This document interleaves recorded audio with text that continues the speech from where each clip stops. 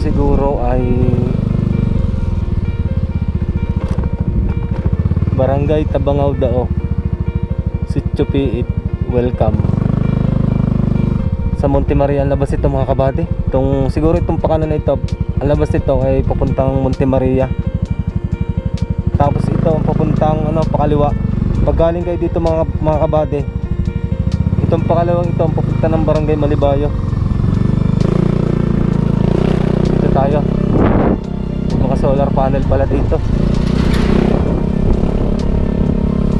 Ito yung barangay daw pa rin mga kabady.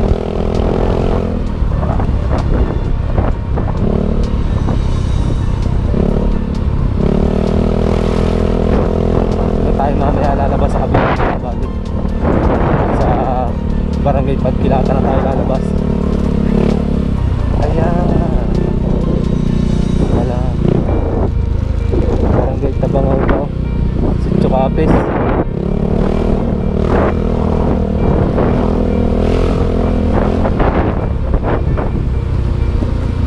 Ito yung elementary school nila dito sa barangay daw.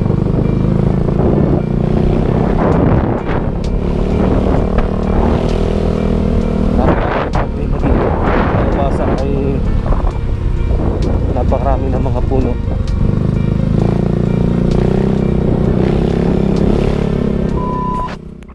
One hour later. Tayo po ngayon ay nandito po sa Welcome to Barangay Malibayo. Ito mga kabady yung Welcome to Malibayo. At ito po ay bulubundukin lugar po dito sa Batangas City.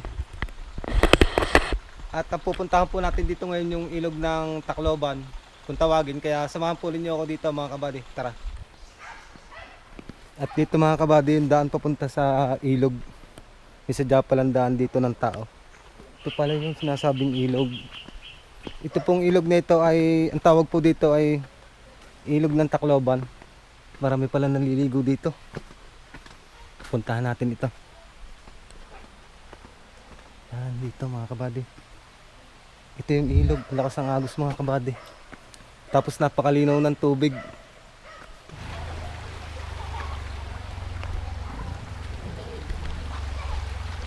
Kalalaki ng mga bato dito mga kabady. Tapos napaka linaw ng ilog dito. Doon pa. Doon. Pag masanin nyo mga kabady, napakaganda ng rock formation dito sa ilog ng Tacloban. Punta muna ako dito. Ang lamig ng tubig. Oo. Yeah. Lalim. Lamig pala ng tubig.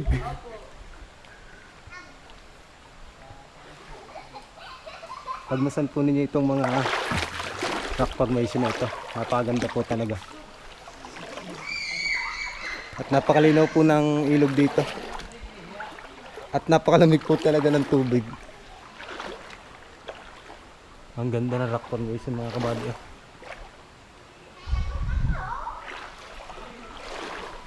Ang lalim ng ilog dito. Dito sa bandang kaliwa mga kabady, napakalalim ng ilog.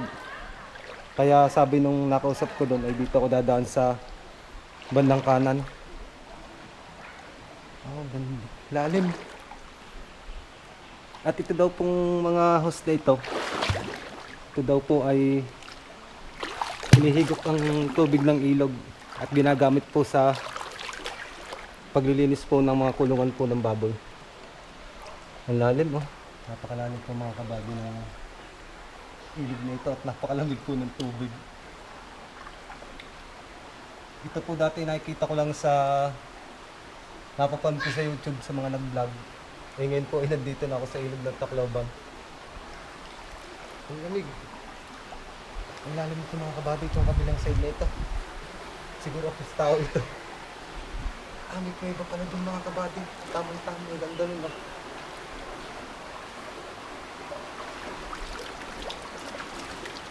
Ayan mga kabady.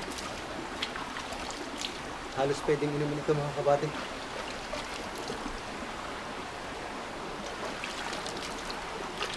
Pwede inumin mga kabady, sobrang lamig ng tubig.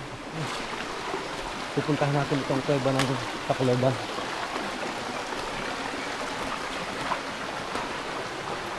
Ang ganda mga kabady.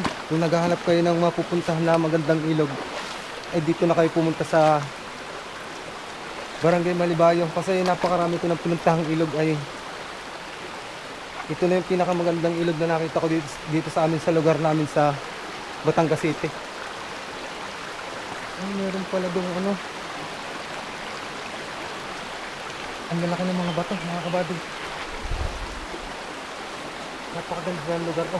Pag maslanin yung ating kalikasan, napakaganda po talaga. At yung ilog dito ay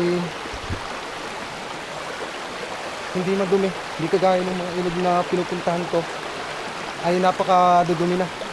Ito po ay napaka linis po talaga. Ito tayo mga kabady. Try ko.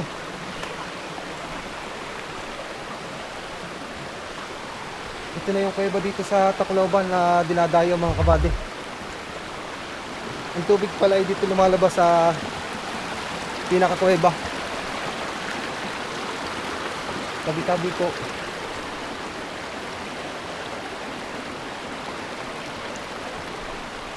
Tabi-tabi ko. Pagmasdan ng mga kabady, sobrang ganda ng rock formation na ito.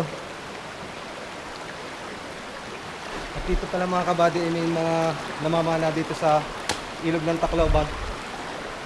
Ito yung kuweba. Tapos dito dumadaan yung tubig dito sa ilog, dito sa loob ng kuweba. Papasokan natin ito dito sa tatak mga kabady. Ang ganda oh.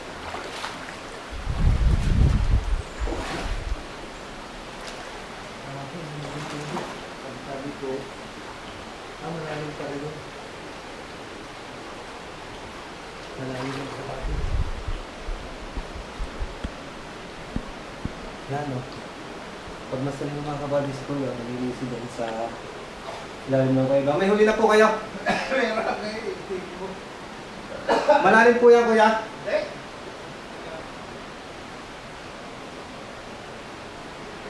Nagbablog kasi ako kuya, kaya ako napupunta dito.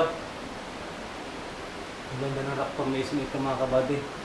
Para itong nagtuon falls, parang yung pinuntahan ko sa Barangay Santo Niño. Ganito din po yung rock formation doon. Pero mas maganda po itong ilog na ito. Ang ganda mga kabady.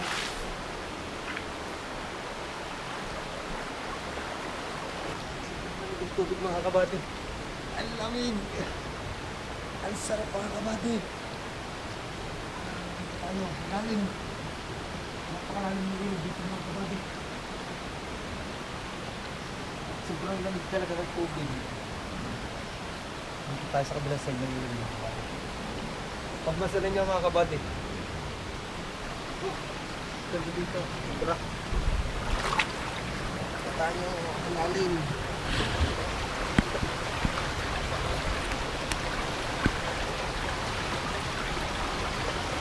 Ang lakas ng agos ng tubig mga kabady. Ito yung nanggagaling sa kabundukan itong tubig na ito.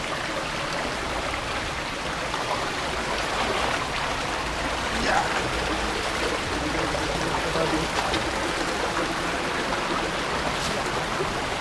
Kuya, dito na yung kaduluduluhan ng ilog dito sa Tacloban mga kabady. At dito hindi namamanapan na ng isda. Magandang hapon mga kuya.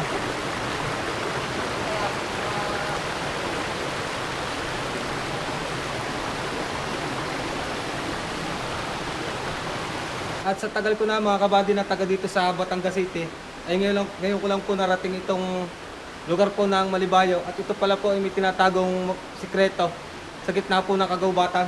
May ilog pala po dito na agaya po nito. Ito pong ilog na ito, ang tawag po dito sa Barangay Malibayo ay ilog ng Tacloban. At masasabi ko naman po talaga na napakaganda po ng ilog na ito kasi napakarami ko na mga kabady na napuntahan na mga ilog po dito sa amin sa Batangas City.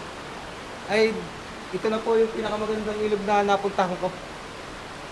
Kung mapapansin nyo, napakalinaw po ng tubig. Halos pwede pong inumin yung tubig niya sa sobrang linaw, sa sobrang linis. At marami din pala po dito nahuling mga isdang tilapia. Kasi dito kayo nasa loob ng kuweba, ay may namamana po dito sina Kuya, kaso umalis na po sila. At bago po kayo makarating dito sa kuweba po dito sa Tacloban na ito, ay mahaba po yung lalakad din ninyo na mga batuhan bago po makarating dito sa kuweba na ito. At shout out nga pala po sa mga taga Barangay Malibayaw, binabati ko po kayo at maraming po salamat at napapasyal po ako dito sa napakaganda po yung lugar. At kung mapapansin ninyo mga kabady, yung tubig talaga dito sa ilog ay ano, lumaragasapot talaga yung tubig dito, kung mapapansin ninyo. At kung tinilagsan po kung kayo pupunta po dito sa ilog ng Tacloban, kasi napakalalaki po ng mga bato na madadaanan ninyo dito, kagaya po nito.